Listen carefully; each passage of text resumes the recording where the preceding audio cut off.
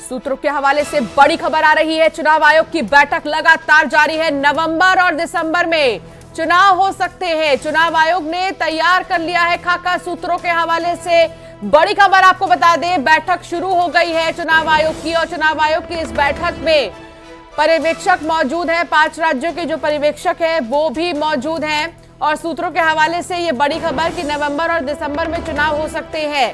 तारीखों का ऐलान भी किया जा सकता है।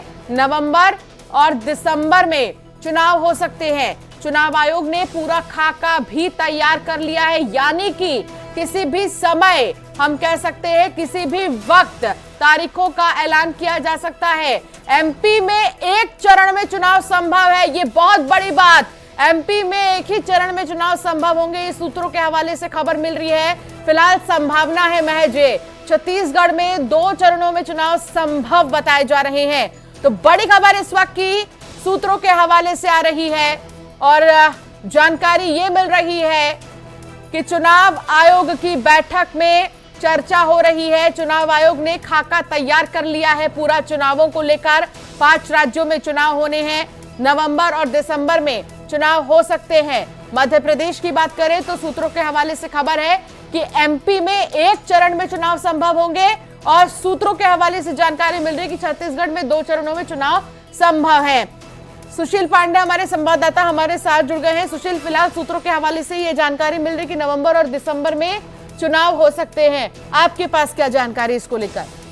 जी बिल्कुल, देखिए साफ तौर से चुनाव आयोग में बैठक का दौर जारी है, लेकिन जो सूत्रों से मिली जानकारी है वो जानकारी बेहद अहम है। हालांकि सूत्रों के मुताबिक नवंबर दिसंबर महीने में 5 राज्यों के अलग अलग चरणों में मतदान संभव है। हालांकि 1 से 2 चरणों में 5 राज्यों में मतदान होंगे, जिसमें से छत्तीसगढ़ 2 चरणों में मतदान के लिए हो सकता है कि वो 2 चरणों में मतदान हो। मध्य प्रदेश में 1 चरण में मतदान संभव होगा, मिजोरम में 1 चरण में, राजस्थान में भी 1 चरण में मतदान संभव होगा। 10 से 15 दिसंबर के बीच मतगणना की तारीख ये माना जा सकता है कि आ सकता है, क्योंकि मुख्य चुनाव आयुक्त राजीव कुमार और दोनों जो चुनाव आयुक्त हैं उनके मोहर लगाने के बाद चुनाव कार्यक्रम की घोषणा कर दी जाएगी। हालांकि जो 5 राज्यों की ऑब्जर्वर की जो बैठक है, ये बैठक बहुत अहम है, क्योंकि 5 राज्यों में होने वाले चुनाव को लेकर जो एक रिपोर्ट, जो एक खाका तैयार किया गया है, उसकी जानकारी मुख्य चुनाव आयुक्त के साथ साझा की जाएगी। ये बताया जाएगा कि 5 राज्यों में किस प्रकार की तैयारी है। लेकिन मध्य प्रदेश में जो चुनाव का चरण होगा वो एक ही चरण में होगा।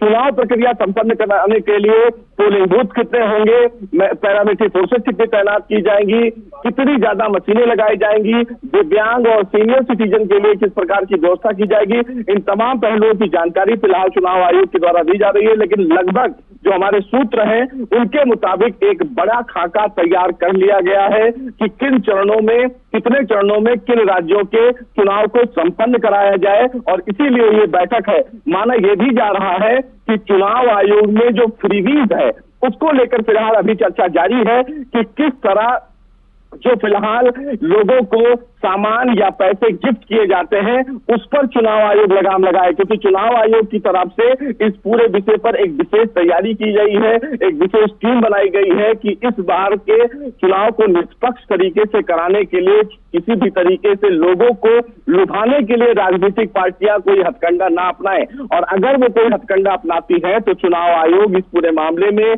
कमर कसते हुए उनके खिलाफ कानूनी कार्रवाई करेगा। और इसी दिशा में फिलहाल चुनाव आयोग अभी बैठक कर रहा है, क्योंकि देखा जा रहा है कि आने वाले दिनों से लेकर अब तक प्रीवीज, यानी कि जो लोगों को लुभाने के लिए पैसे, शराब, ड्रग्स दिया जाता है, उसके रूप में बदलाव आया है।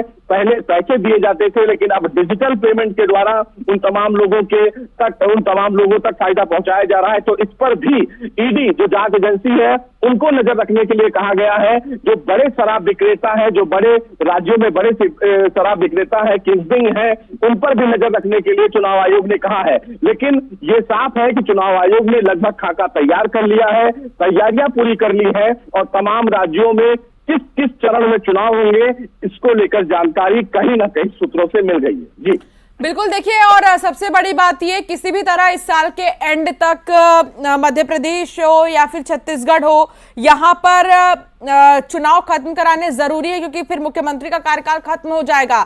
ऐसे में राजनीतिक दलों के लिए भी ये प्रेशर है कि वो अपने कैंडिडेट्स की लिस्ट भी जारी कर दे समय रहते। देखिए, ये तय है, ये साफ है कि जिस तरह चुनाव आयोग की तैयारियां हैं और जिस तरह चुनाव आयोग आगे बढ़ रहा है, निश्चित रूप से तमाम राजनीतिक पार्टियों के लिए ये एक बड़ा चुनौतीपूर्ण समय होगा, क्योंकि समय से रहते उनको तमाम राजनीतिक पार्टियों को अपने अपने राज्यों में जो सीटों को लेकर तमाम उम्मीदवारी है उसकी लिस्ट जारी करनी होगी, क्योंकि आचार संहिता लगने के बाद किसी भी तरीके से फिलहाल फैसला नहीं लिया जा सकता है।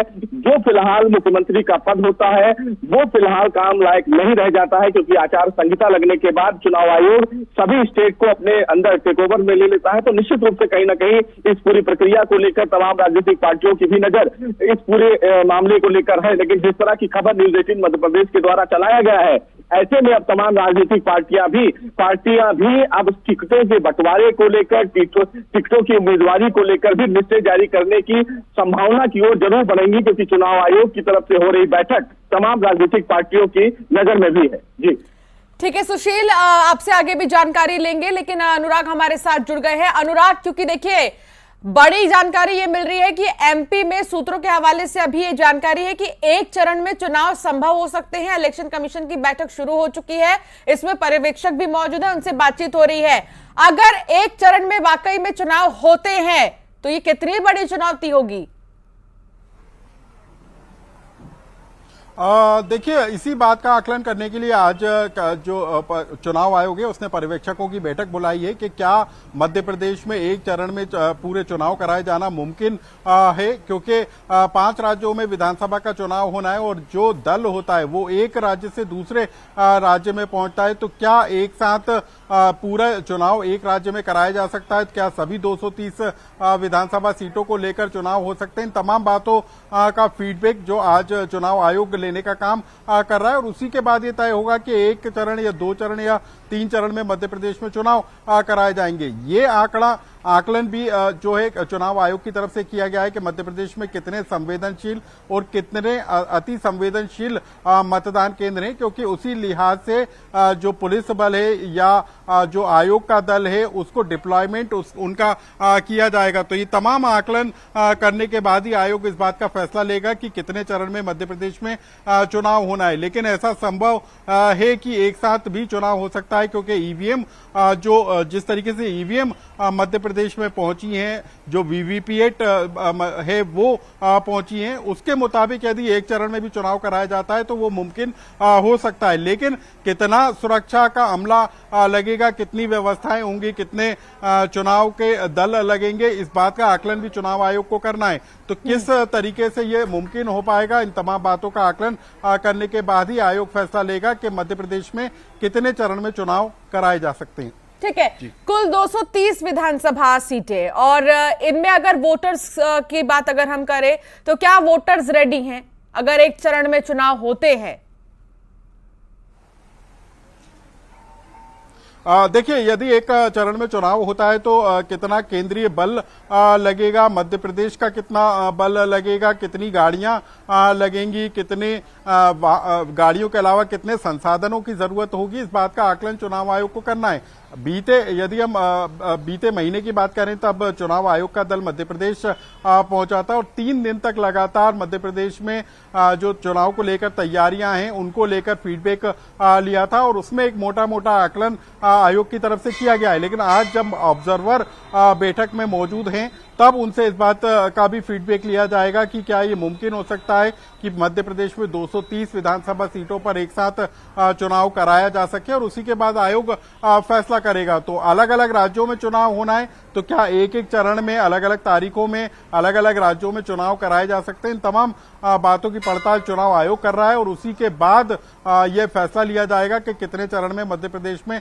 चुनाव होगा। लेकिन हमें जो जानकारी मिली है उसके मुताबिक मध्य प्रदेश ने अपनी तैयारी पूरी कर ली है, ईवीएम पूरी तरीके से मौजूद है, जितने वीवीपीएट लगना है वो मौजूद हैं और कितना बल लगेगा, क्योंकि केंद्र सरकार की रिपोर्ट भी इस बात पर आधारित होगी कि वो किस राज्य के लिए कितना अपना बल दे सकता है। संवेदनशील और अति संवेदनशील जो पोलिंग बूथ रहेंगे वहां पर कितना बल वो देख सकता है और किस राज्य से मध्य प्रदेश मूव करके दल पहुंच सकता है। यदि राजस्थान में किसी तारीख में चुनाव होता है और उसके बाद क्या वो तत्काल वो बल मध्य प्रदेश पहुंच सकता है, क्योंकि 3 राज्य तो ऐसे हैं मध्य प्रदेश, छत्तीसगढ़ और राजस्थान जिनकी सीमाएं आपस में लगी हुई हैं। तो इन तमाम बातों का आकलन करने के बाद ही चुनाव आयोग चुनाव की तारीखों का फैसला करेगी।